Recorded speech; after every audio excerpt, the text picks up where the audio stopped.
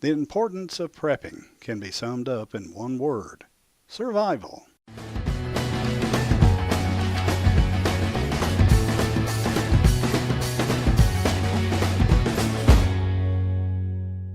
In a bygone era, prepping was as normal and natural as eating, sleeping, and working. It was so normal it wasn't even called prepping. It was called laying back food and supplies, or sometimes called filling your larder. The population of the world during that time had suffered plague, widespread drought, famine, and invasions from foreign armies. They knew their survival depended on their ability to store food, arm themselves, and prepare for the next disaster. The importance of prepping came down to basic survival for them. Even with an increase of the popularity of prepping and the realization of the very real possibility of disaster, preppers are often looked at with suspicion from people who take a more relaxed view of world events and the weather around them. They give little thought to the impending disasters until that disaster is bearing down on them like a train. They spend their money on the latest electronic gadgets, homes, and cars. Their thoughts on survival are, disaster won't happen to me, so let the good times roll. These are the people who will end up on your doorstep during a disaster, insisting that you share your food with them. The government's social safety net did not exist in any form before 1935. In 1935, unemployment insurance was started as a program to assist parents in feeding their starving children due to economic upheaval known as the Great Depression. From 1935 to 1965, the amount and scope of government social programs was kept relatively stable. After 1965 to present day, social programs have grown in leaps and bounds, in not only in number but also in scope. Until 1935's beginning of unemployment insurance, those who were in need depended on the generosity of the community they lived in. A member of the community who was truly in need was often supported by neighbors and the church. Lazy people and drunks were often ostracized and ultimately expelled from the community. I very well remember a story that my father told me about a gentleman that wanted to drink, lay around, and wait on the community to feed him and the family. They did feed the mother and the children. They literally ran that man out on a rail. With today's overextended social safety net programs, people are often discouraged from working and, in fact, are often rewarded with more food, a better place to live, phones, and money to spend at the great expense of the American taxpayer. These overextended programs are always on the verge of collapse.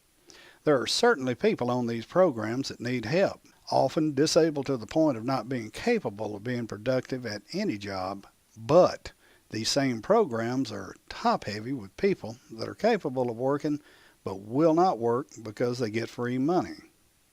What incentive is there for someone to work when everyone else's tax money pays for them doing nothing? What incentive is there to go to work? They and the government want to think this money comes from the federal government. It does not.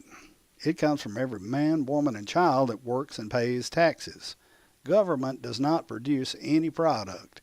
It has no income. It steals money from its citizens in the form of a tax.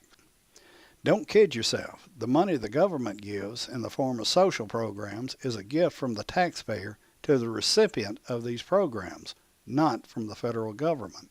In our present-day world, people often depend on the government to come to the rescue when disasters strike, as we all saw during Hurricane Katrina.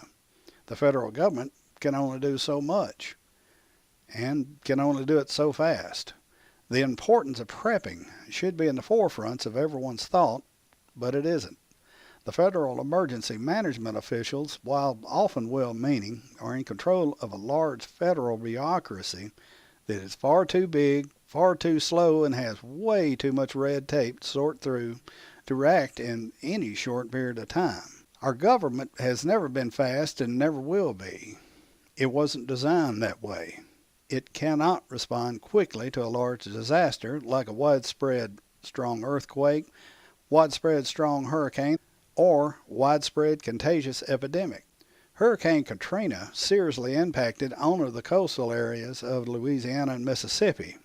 The American public complained about how long it was taking for the government to respond. This was only a small part of a region. Now imagine how long it would take to receive any help if a disaster was regional, much less nationwide. Even if FEMA could react to a major disaster in a short period of time, why would you put your loved one's health, safety, and well-being in the hands of another person? That is the importance of prepping. Your family's survival during a disaster depends on your ability to keep them safe from looters, fed, produce drinkable water, keep a roof over their heads, and reduce heat or air conditioning, depending on the season and the health and age of your family members, for at least 30 days. The 30-day minimum of food and supplies is dependent on the type of disaster you may encounter. A major earthquake could easily destroy so much infrastructure that the recovery time could extend far beyond 30 days. The importance of prepping does naturally have an order of importance. Water is number one. Clean, drinkable water is the most important item.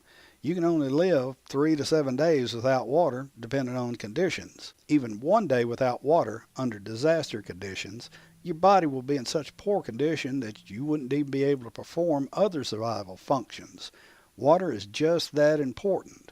The importance of storing drinkable water and a good water filter cannot be overstated. The importance of good hygiene during a disaster is almost as important. Washing dishes, your hands, and yourself not only decreases the likelihood of contracting a foodborne illness, it is also a great morale booster to be clean and bring some sort of normalcy to the post-disaster situation. Food storing is next in importance. Keeping 30 days of long-term storage food like canned vegetables and meats that you eat on a daily basis is a good way to have a prepper pantry. The initial expense of purchasing canned foods you already eat isn't too terribly forbidding. If you'll buy 2 cans of each vegetable and meat every time you purchase groceries, you'll fill your prepper pantry after about 30 trips, maybe a little bit more, to the store. Each time you buy a new can of one of these items, place the new cans in the back of your shelf, keeping your pantry rotated and fresh. There is a term for buying 2 cans of food to fill your pantry. The term is copy canning. Copy canning works and will fill the prepper pantry. Next in importance is shelter. If your home is still livable, great. You're in better condition than some others. Between having water, food, and shelter, you have the 3 most important survival items and supplies covered. If your home is no longer livable, you will need a shelter of some kind. This is where a portable building, if you can afford one, comes in. The building, not normally set into a foundation, but loosely strapped down against high winds and storms, survived the rough ride from the manufacturer to your yard, so it should survive an earthquake. If you don't have a suitable portable building, the next best thing is a tent. A tent is great for spending a weekend at the lake or another campsite, but it's no fun to live in a tent long term. But it's nonetheless better than being exposed to the elements. Next in importance is weapons, the ability to defend your family and yourself. During a disaster, the criminal element of society will try to take advantage of the situation, as was seen in Hurricane Katrina. Assaults, rapes, thefts, looting became rampant. Even those neighbors who took a more relaxed view of world events and the weather around them will be looking to you to share your food and supplies with them. While they bought the latest cars and electronics, you stored food and supplies. The very people who told everyone that you were a crazed doomsday prepper will be the ones that say you need to share with them. Those neighbors have now become a threat to your family's safety. So, yes, you need weapons. You need to set your mind straight right now, knowing that they will kill you to take what you have. Hygiene is next. Hygiene and other supplies. Hygiene supplies like soap, feminine protection, toilet paper, bug spray, and some method of washing and drying your clothes is also a must-have. Some way of disposing of human waste is extremely important to avoid sickness and disease. Improper disposal of human waste, improper hand washing, and food handling are leading causes of sickness in third world countries. Third world is how you will be living when a widespread disaster strikes. As such, you must approach hygiene like you are living in a third world country, because now you are. Medicines and first aid supplies. The best way to approach sickness and injury is to avoid them in the first place. Failing that, a good supply of pain relievers like Tylenol, ibuprofen, common aspirin, and things like that are a good start in dealing with the normal aches and pains you'll suffer. A good supply of fish antibiotics will help with infections due to injury. But I strongly suggest don't just haphazardly use any antibiotics. Check with your doctor or nurse about the proper dosage and application in which antibiotics to use for which sickness or infection. Don't attempt to diagnose and dose yourself the antibiotics unless there is truly a disaster and no doctor or nurse is to be found. The importance of prepping for any disaster starts with a realization that government cannot and should not meet the needs of everyone during a disaster. There are simply not enough aid workers to meet the needs of everyone, and it takes at least 2 days to effectively only start moving equipment and supplies into a stricken area. At a major disaster, you're on your own. The importance of prepping cannot be overstated. Not every prepper is a doomsday prepper, but wisdom says that we should be as independent as possible from a system that is overburdened and subject to collapse. You should never put your well-being or that of your family in the hands of anyone other than yourself. When you speak with most people, they'll realize that something is wrong in our country and economy.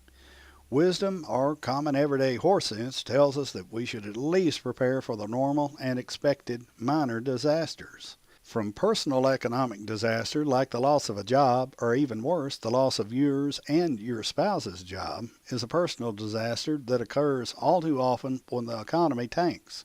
Storms, high winds, and tornadoes are a common occurrence. Being left without power to tend to the most basic of everyday functions such as cooking, cleaning, heating, air conditioning, things like that happen almost daily somewhere in our country. It's not uncommon in our country to be without power for several days after a severe thunderstorm or an ice storm. These disasters happen every day to people like you and me. The importance of prepping for these common disasters should be paramount in your preparations. A good day to start prepping for a disaster was yesterday. The next best day is to prepare for a disaster today. Helping you help yourself.